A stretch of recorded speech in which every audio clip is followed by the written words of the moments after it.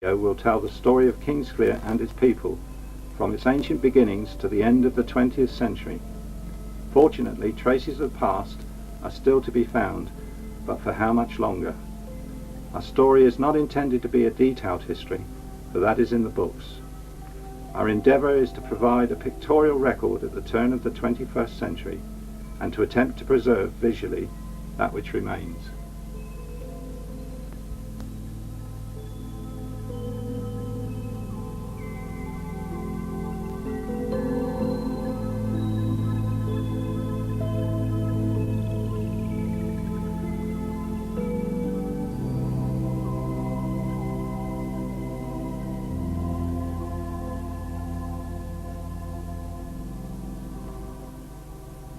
Our story really begins up on the Downs. From the beginning of human history, these high places have been inhabited by man. The hunter-gatherers of the Stone Age, around 4000 BC, and successive generations have left traces of their presence. At that time, the whole area was thickly forested, and the easiest means of travel was on the ridges of the high ground. This ancient trackway across the Downs at Whitehill is part of the route from Emsworth in the south through to Wiltshire in the west. The chalk downs were a rich source of flint, which early man dug from hollows and fashioned into these implements which were found in this area.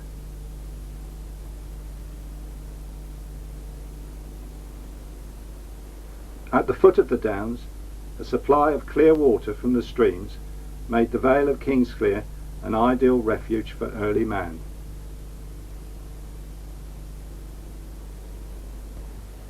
About 1500 BC, when bronze began to be used for weapons, the custom was to bury the dead in a crouch position. Perhaps the first recorded resident of Kingsclere was the person found buried in this way behind Lloyd's Bank in Swan Street.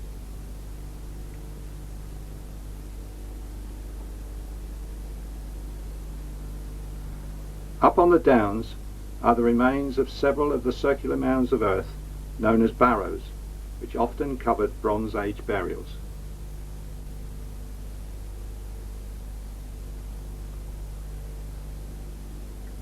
When the knowledge of ironworking came to Britain in about 500 BC, the clearance of the forests began. The resulting improved way of life attracted invaders from northern Europe. To defend themselves, the local inhabitants constructed oval earthworks on every defensible hilltop. In this area they were on Cottington's Hill. Unfortunately, these embankments were largely levelled in the 12th century when the Royal Hunting Lodge was built.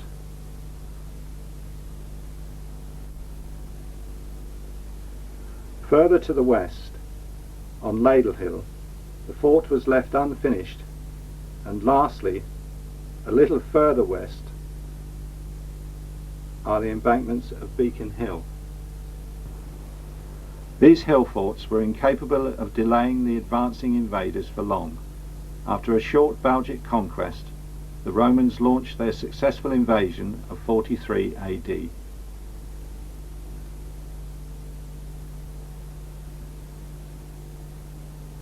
Jewellery, coins and pottery found at Sandford Springs show the site of at least one Roman villa in the area.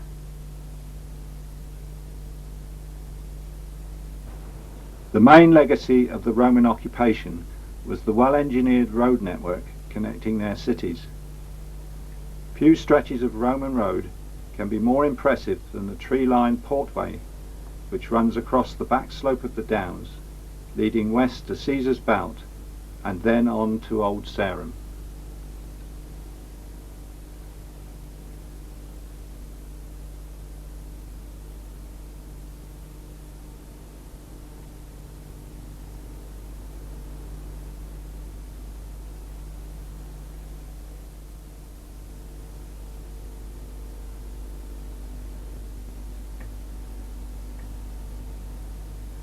The first mention of the name Clere is in a charter of 749.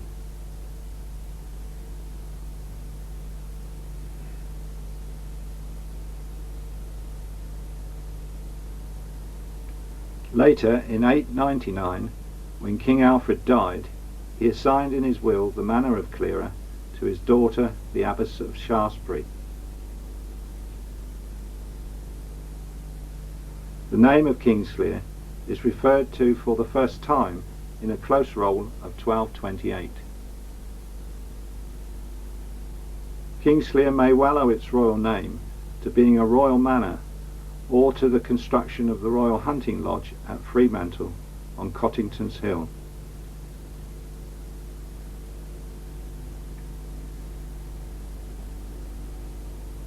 Early Norman kings enjoyed hunting in the surrounding forest.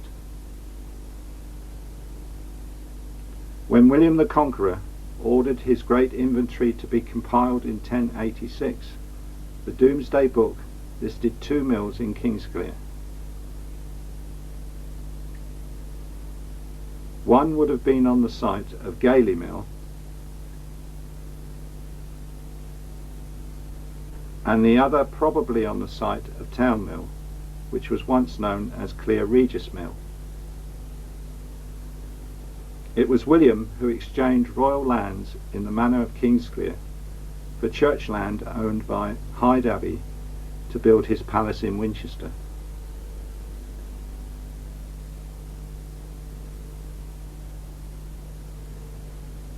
He also brought the Augustinian canons of Rouen from France to organise and carry out the administration of his new kingdom.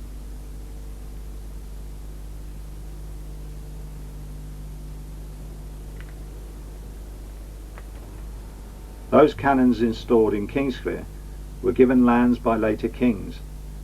They carried out the progressive clearance of woodland, enabling them to improve their animal and crop farming.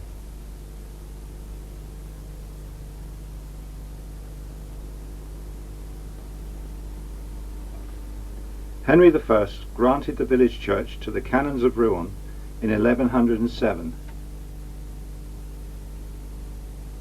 and the old Saxon church was rebuilt on Norman lines from 1130.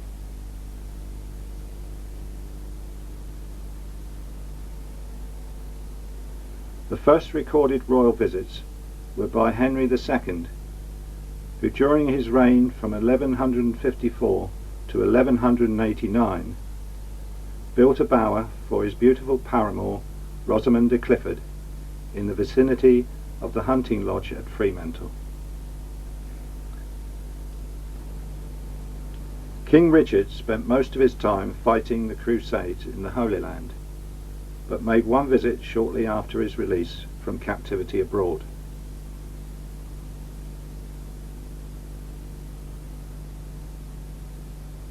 King John enjoyed hunting at Fremantle. He stayed for long periods with his royal household on no less than 37 different occasions.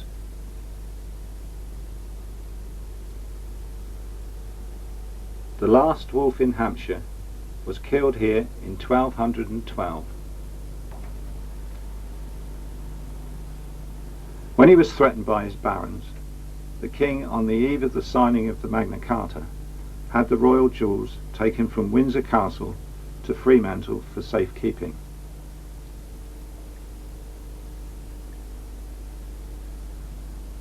A local tale of King John is now part of village folklore.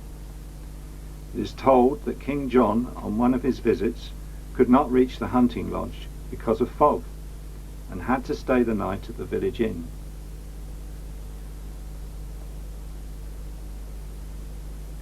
The king had such a restless night because of bedbugs that he decreed that the village should display the sign of his discomfort on the church tower.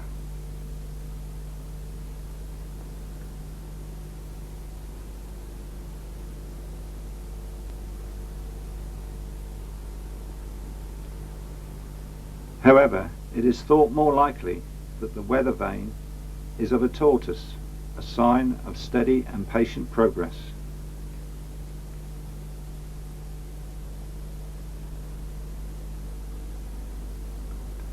The layout of the village centre, as we see it today, was largely established as a new town by King John during his reign from 1199 to 1216.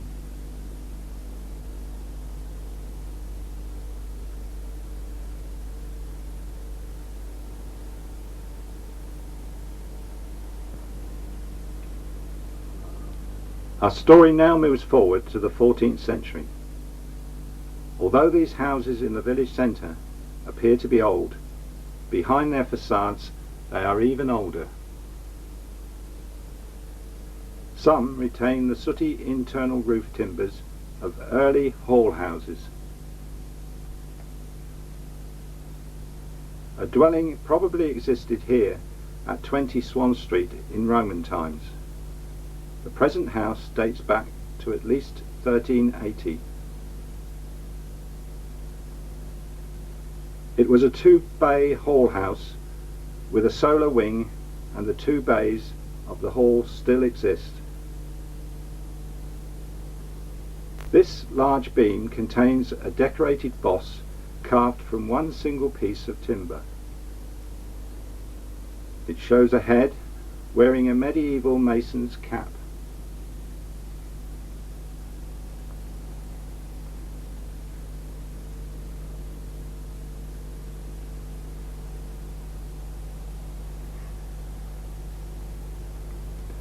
The Swan Inn also contains the core of an old hall house, but in common with most old inns, it has had to make many changes over the centuries.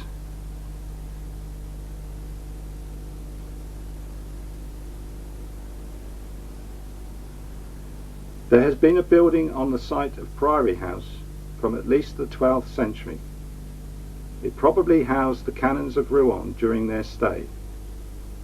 Priory House holds the substantial remains of a late medieval hall house, including a carved bressumer. The building at 21 to 23 Swan Street dates back to at least the 14th century. William Warham, who was later to become Archbishop of Canterbury and advisor to Henry VIII, owned it in 1482.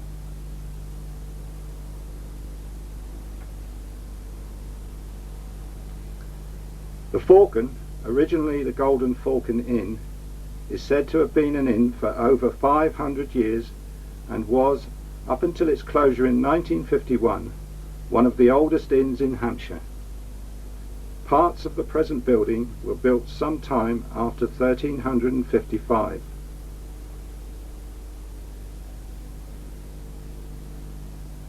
William Warham also owned this property in 1501, and in 1510 he gave it to his old school, Winchester College. It was leased and then owned by various breweries until it became a private residence. Much evidence of its past still remains inside the building. On the exterior, carpenter's marks can still be seen on the oak frame.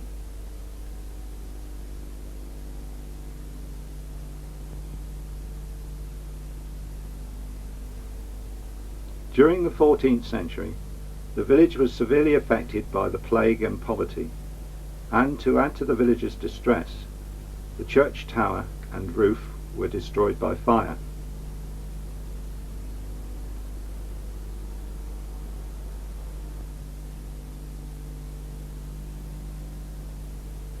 However, the 16th century saw Kingsclere move into a period of greater prosperity. The strong springs at the foot of the downs were the main source of the wealth generated from the wool and cloth industry. The mills in operation at this time included Gailey Mill and Town Mill. At this time, these mills were converted from corn mills to fulling mills, in which newly woven cloth was felted and cleansed by water-powered hammers. All stages of the wool and cloth industry were carried out in Kingsclere, and connections with the Winchcombe family, of Jack of Newbury fame, existed through relatives in Kingsclere.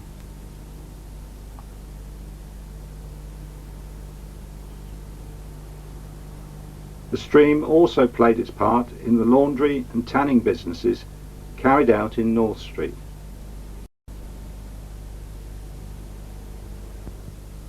It was around this time, in 1586, that the Reverend Thomas Brown provided almshouses for the poor. In 1853, the houses were rebuilt by the Holding family.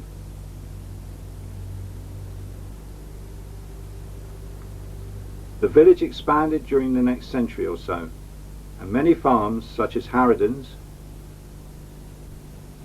Porch and Nutkins were established on the outskirts of the village. It is interesting to note that over 400 years later these farms still exist on the edge of the village. One of the treasures of St Mary's Church is the magnificent altar tomb of Sir Henry Kingsmill, who died prematurely in 1624, and his wife, the beautiful and popular Lady Bridget, who survived with honour as his widow for 48 years until her death in 1672.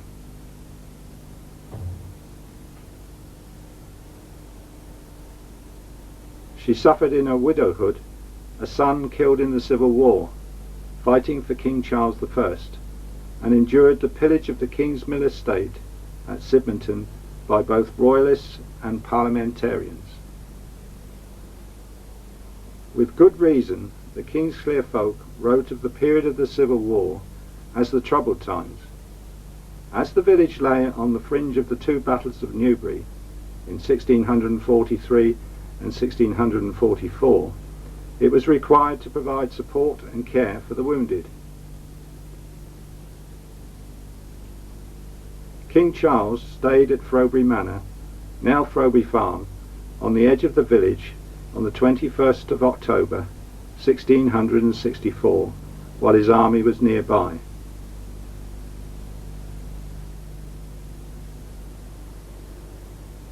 The old house, here in Newbury Road, is also reputed to have been visited by the King.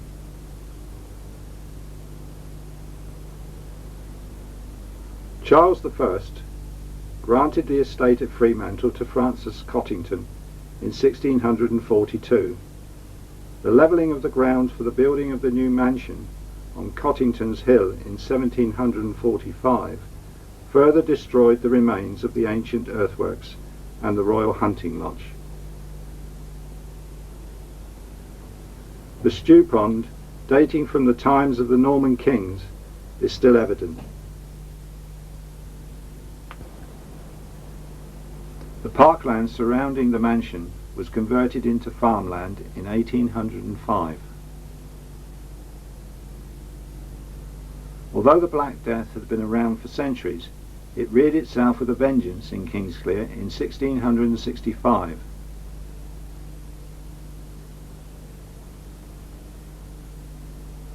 The burial records were discontinued because so many died and the poor relief was stretched to its limit.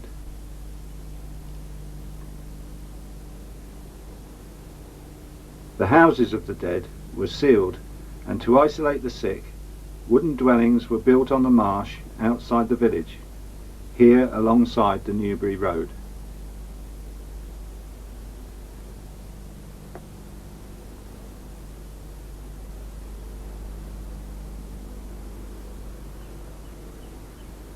At least as early as the 15th century, Kingsclere had its own brewery and supplied the local area over many centuries.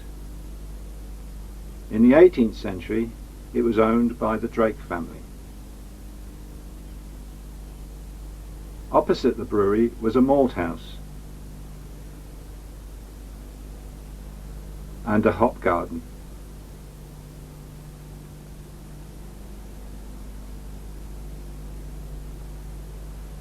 There were many taverns and inns in the village during the 19th century.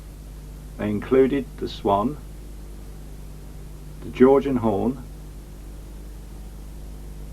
the Crown,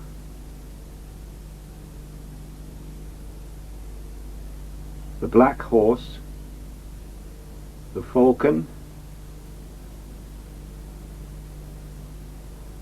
Here was the site of the Anchor Inn,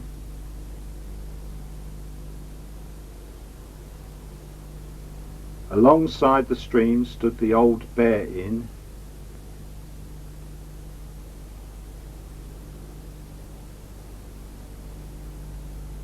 the Vine once occupied the corner of the present churchyard. Along Swan Street the Bolton Arms once traded, and the new inn was only discovered during restoration work in 1998, much to everyone's surprise.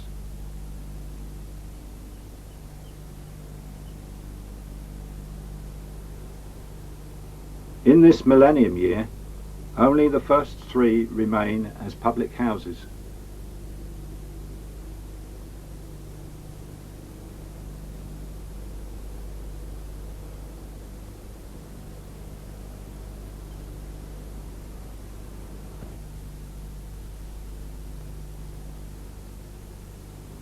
Kingsclere Secondary School, which was transferred to Berkeley in 1966, was originally on the site of the present health centre. In the 13th century, this site was used as a burial ground or lytton after King John was excommunicated by Rome. The old primary school was replaced with this modern complex in 1972.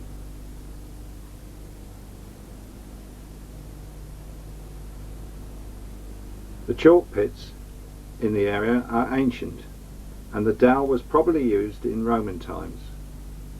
The settlement of cottagers in the chalk pit were representatives of cotters of Norman times and were unique in Hampshire. The dell was to all intent a self-contained little community within the old chalk pit, with its own cobbler, baker, chimney sweep and shops. Water was drawn from a 60-foot well using a bucket, and only later, in the 20th century, was a hand pump installed.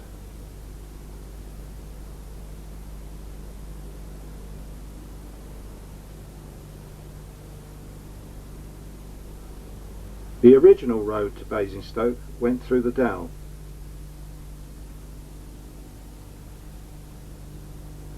The present Basingstoke Road was built as a turnpike road with the toll house in the area of Penny's Hatch. Another toll house was located here on Whitehill at the Garden of Eden on the Winchester Road.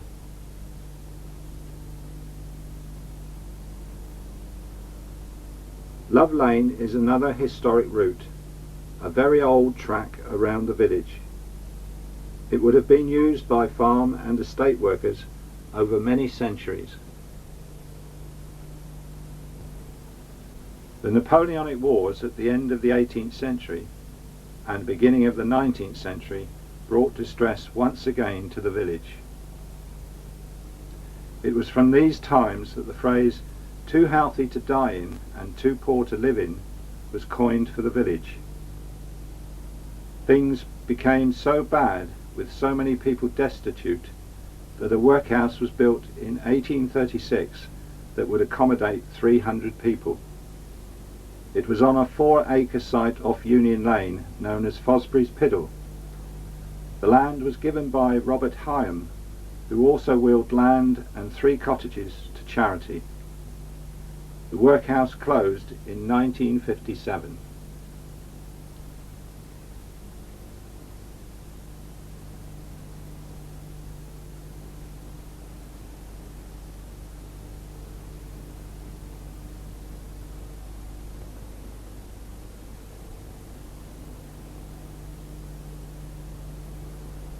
Many fields around the village were still in common ownership under the old strip field system of cultivation.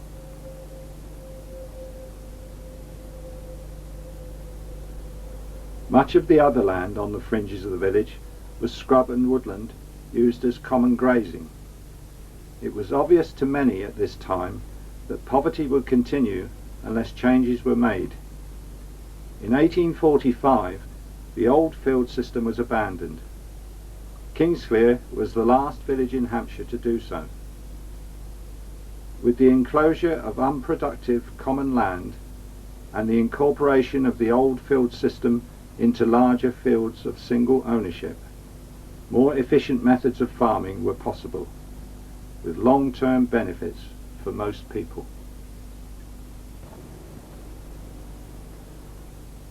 From the mid-19th century, much of the village business was owned by the Prior family. The heart of the empire was Swan Street. It included groceries, bakery, animal feed, bacon curing, coal and other essentials, and milling at Victoria Mill, which was later renamed Prior's Mill.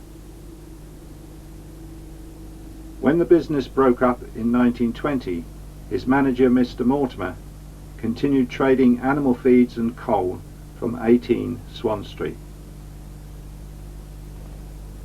Another large business in Kingsclere, between 1868 and 1946, was the family firm of J.M. Carter Limited. John Carter started the business in Thatcham in 1920. His eldest son John bought a sack and twine business from Charles Crisp in George Street. The business expanded to other parts of Hampshire and still trades today in Basingstoke.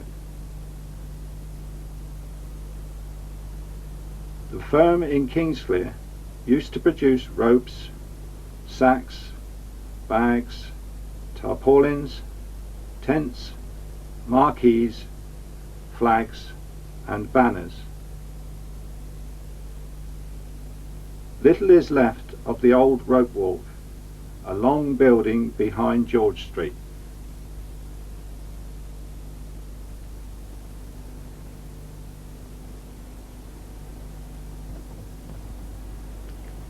Horse racing brought much needed work to the village.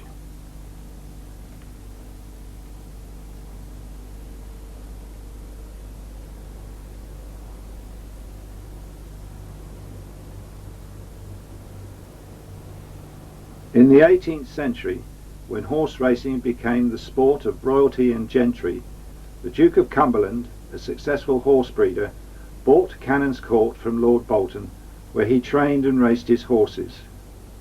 He was succeeded by Sir John Lade, the trainer of Eclipse, one of the greatest horses in racing history. Canon's Court proved to be very cold and inconvenient, and in 1867 Sir Joseph Hawley set up stables at Park House. Later, when John Porter took possession of Park House, he built revolutionary new stables and staff accommodation. He had many classic winners, including Blue Gown and Ormond.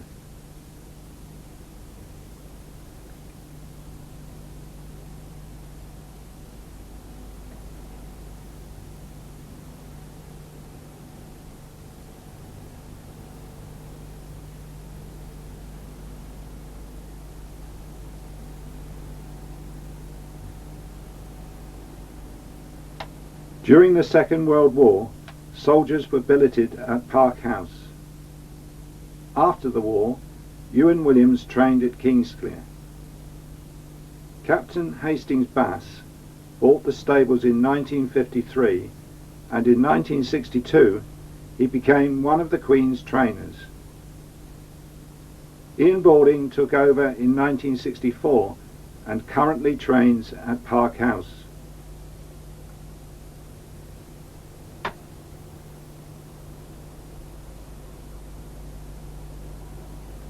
In 1971, he added another Derby winner to the stable's list of honours with the Great Mill Reef.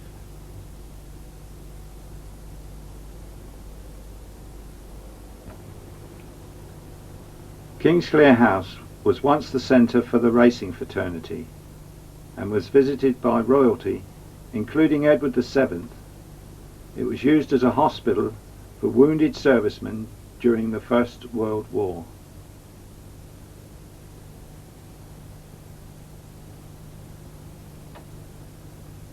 St Mary's Church is known as the Cathedral of the Downs. There has been a church on this site since King Alfred's reign. In his will of 899 AD, it shows a minster serving as a central place of worship for his very extensive royal estate.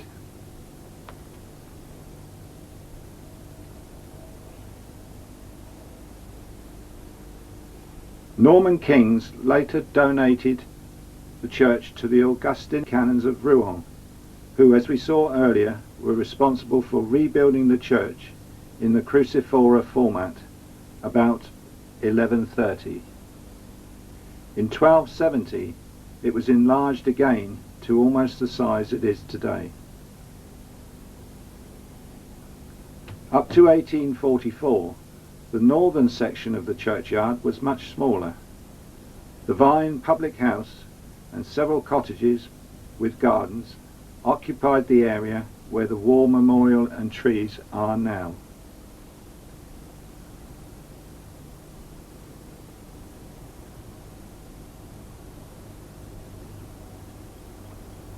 When you look at the church building, most of what you see today is the result of the extensive Victorian restoration of 1848. The walls were faced with knapped flints, the roof renewed with a much steeper pitch, and the tower was increased in height. At the same time, most of the windows were altered.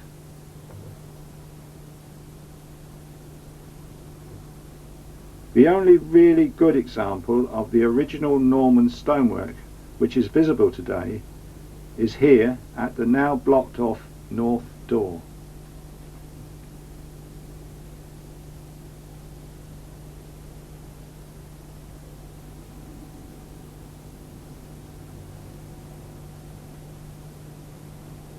Inside there is a large austere nave with 8 small windows, most of which date from the 1848 rebuilding. The pulpit is a finely carved example from the 17th century.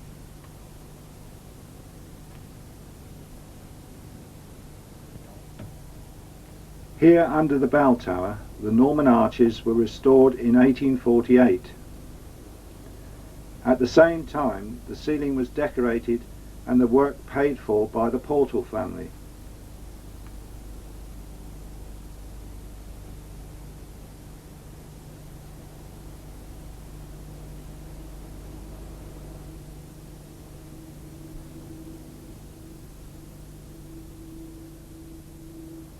The font is 12th century and of Purbeck marble. The oak cover is from the 17th century. The old encaustic tiles are from the 13th or 14th century and were preserved after the 1848 restoration work. This is the tomb of Sir Henry Kingsmill and his wife Lady Bridget Kingsmill. The Kingsmill room is now used as a church meeting room, and it still contains some interesting brasses and memorial tablets.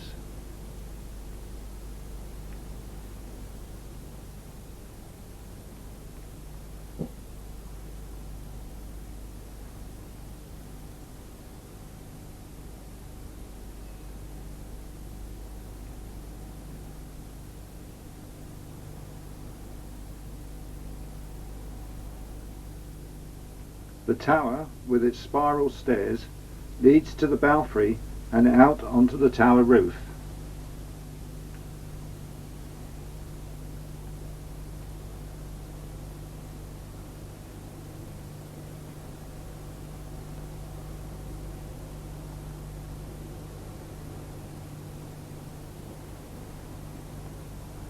The original church bells were destroyed by Cromwell's troops during the Civil War, but 6 replacement bells were cast and rehung in 1664.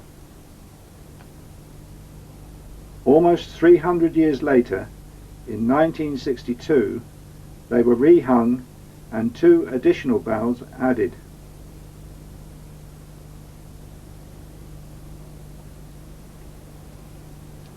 In 1997, all 8 bells were rehung and tuned.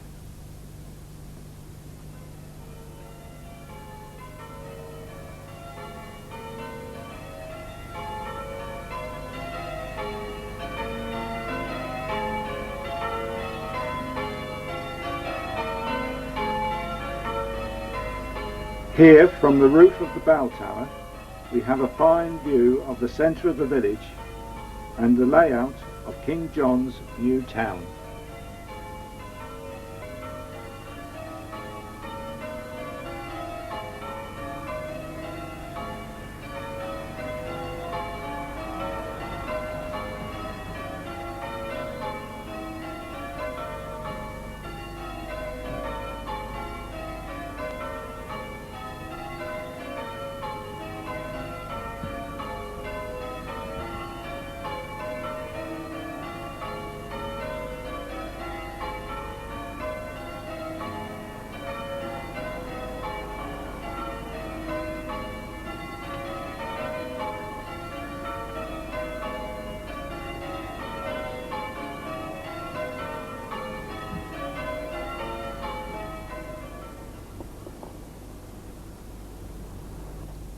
The Wesleyan, now Methodist Church, was dedicated in 1826.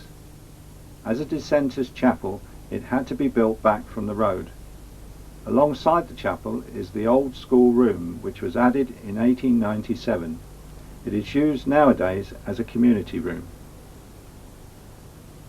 The Albert Hall was built in 1886 and was used as a village hall for most community functions until it was sold by the shareholders in 1976 to the Catholic Church. It now serves a dual purpose as a church and a social club.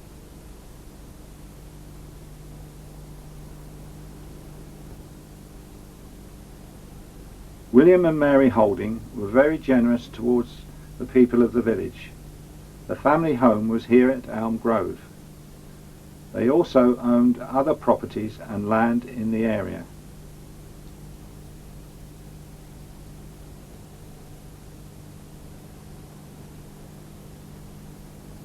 In the late 19th century, they provided a reading room with daily newspapers and a reference library. In 1921, after William and Mary died, the village club was given in deed of trust to the village by their children as a memorial to their parents. Today, the building still serves the community as parish council and police offices, the library and the club for various village activities. The old cricket ground, now the holding field, was also given to the village by the family for use as a sports field.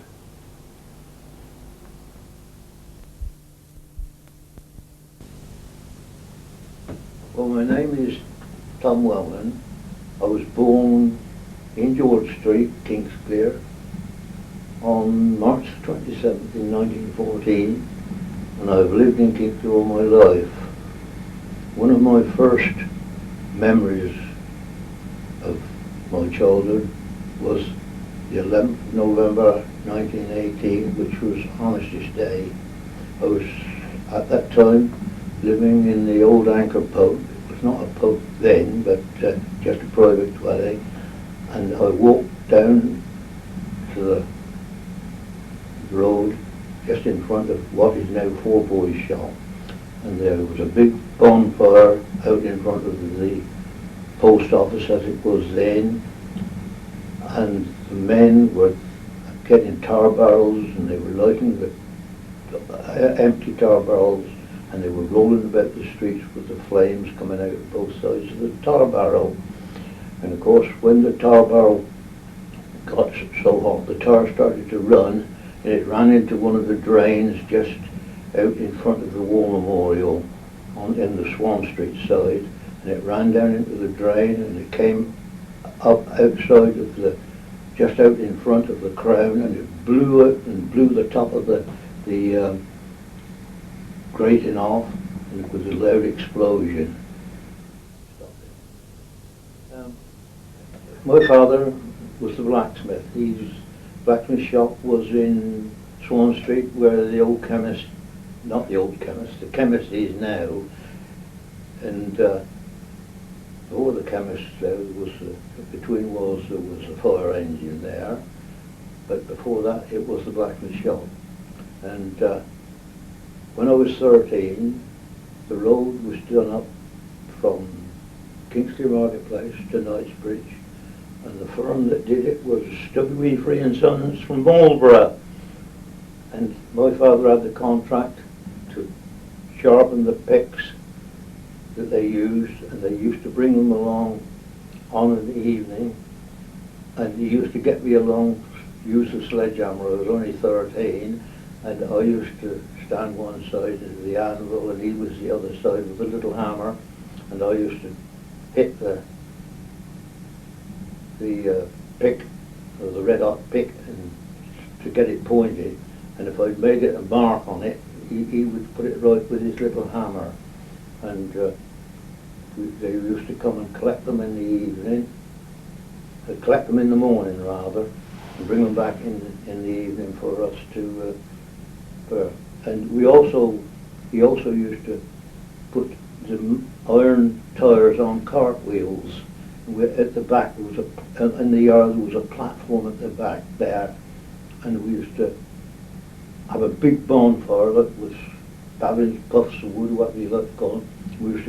He used to wait till he had so many to do, 4 or 5 to do, and then they used to put them in there, and then they used to put the wheel on this platform and screw it down, and when the iron tire was hot, they used to put it, and with some special tools, you know, and they used to put this around this wooden wheel, and of course it would burn its on, but as soon as they'd got it on, we had plenty of water, we had to pump the water, and they used to pour the water in, then it would shrink and tighten up, you see, and that's what they used to call that tiring.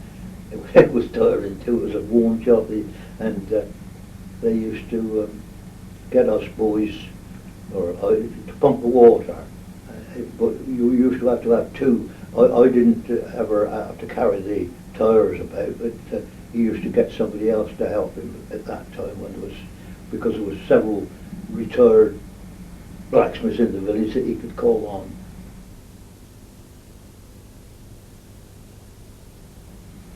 At the age of 14, the first job I had was a telegraph boy. The problem was at that time, in 1928, there was not much work about for boys, and so that was the only job I could get. Well, I stayed there for 12 months, and then after that I went to work for carters, the rope manufacturers. This was a dead-end job, because the boys that they employed, they would keep them there for about 2 or 3 years, and when they wanted, asked for them, or they should be getting more money, they would get the sack and employ somebody else. I thought that, well, perhaps that was what was going to happen to me, but whether it was a good thing or a bad thing or not, I don't know. But I stayed 39 years and worked right through until I became a rep for them of later years, and I finished with them in 1963, I think I said, yeah.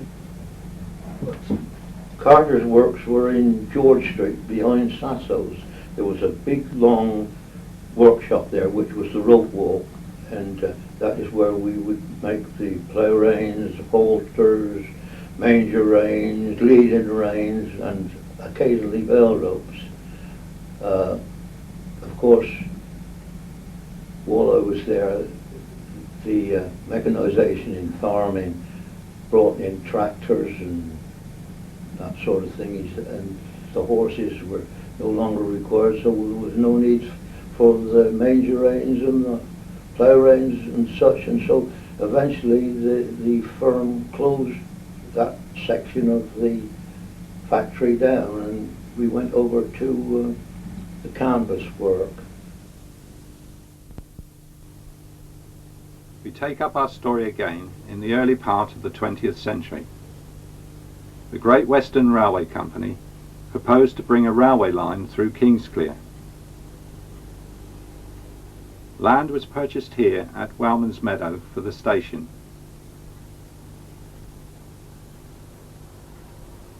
The line was never built because of complicated land ownership along the route.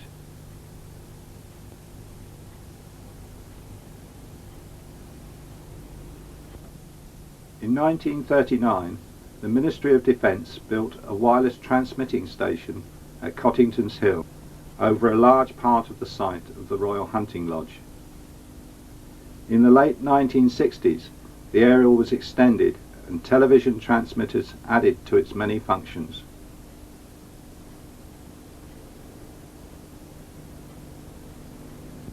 During the Second World War, the Downs were used as a gunnery testing and bombing range. Here on the playing field above the village, this telegraph pole is all that remains of the Royal Observer Corps spotting station. This was an underground facility built into the hill.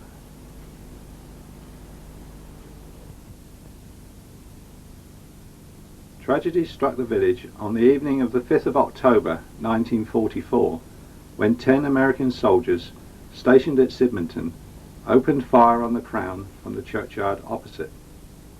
Their targets were American military police with whom they had quarrelled earlier. As well as killing 2 Americans, Mrs. Napper, the landlord's wife, was hit and died the next morning. The 10 servicemen were tried for the murders and received the appropriate punishments.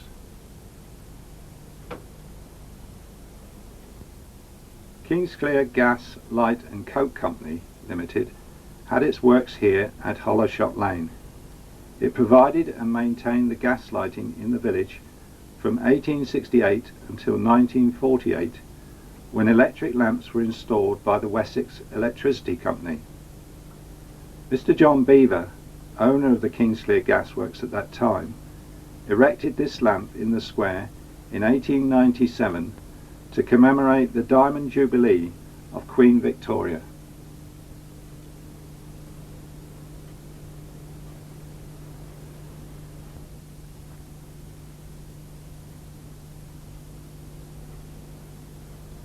The future of the village was put in jeopardy in 1948 by the London Metropolitan Water Board scheme to flood the Embourne Valley from Union Lane northwards. The huge reservoir was to supply water to London and would have swallowed up 6 villages, 82 farms, and driven 3,500 people from their homes. The scheme was abandoned not because of local protests, but because of ground weaknesses revealed during the geological survey.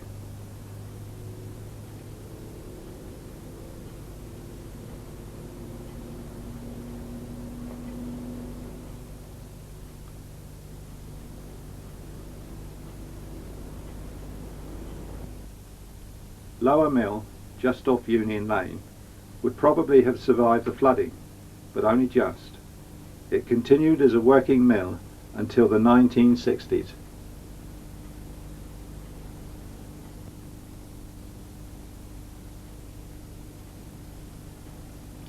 Kingsclere District Council was set up in 1898 and was integrated against its will with Whitchurch in 1932. The Kingsclere and Whitchurch Rural District Council had its offices here in Swan Street until it was amalgamated with Basingstoke Council in 1974.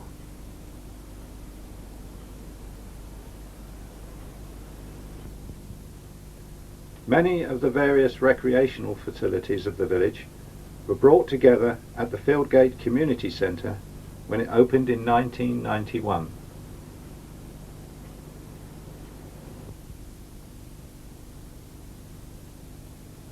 The large lorries and heavy traffic using the narrow and winding road through the village put pedestrians and old buildings at risk.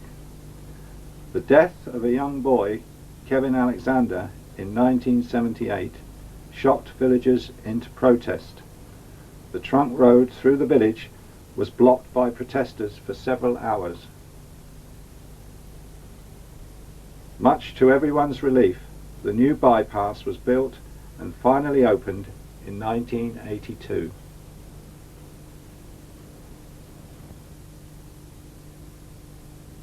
In 1994, the village united again to protest, when the local government commission for Berkshire recommended that 7 parishes in North Hampshire, including Kingsclere, should become part of the Newbury Unitary Authority.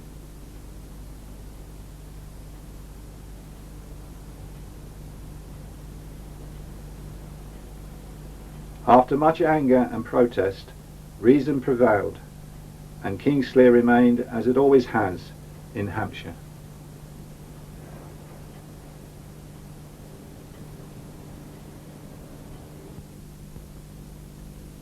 In 1967, the local planning authority created a preservation area based on the village medieval square and street plan.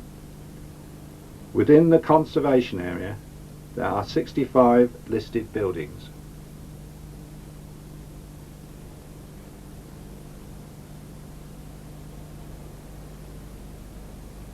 Four years later, the Countryside Commission in 1971 designated the North Wessex Downs an area of outstanding natural beauty. The southern section of the Kingsclere parish, from the playing fields to the downs beyond, lies within this vast preservation area that encompasses some 1,730 square kilometres.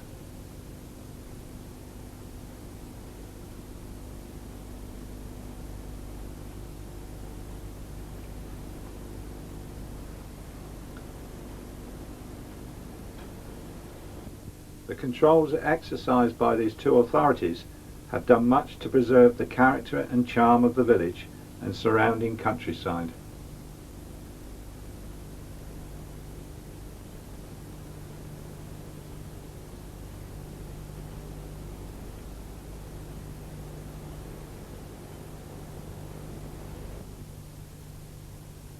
In the past 50 years, however, the village has seen more new housing than in any previous century.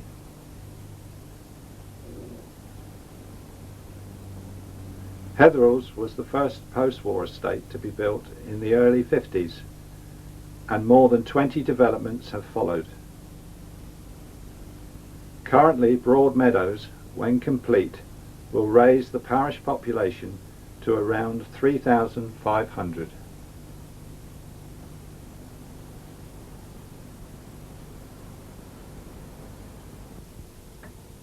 Since the early 1970s and the development of large supermarkets, the village has seen a rapid decline in local shops and services, culminating in April of this year, 2000, with the closing of Lloyd's Bank in Swan Street. In this first year of the new millennium, our story comes to a close. It has been just a brief look at the many and varied aspects of the historical past of our small community. As we take a final look at St Mary's Church in the centre of the village and conclude the record of village life over the centuries, we can only wonder what the future holds.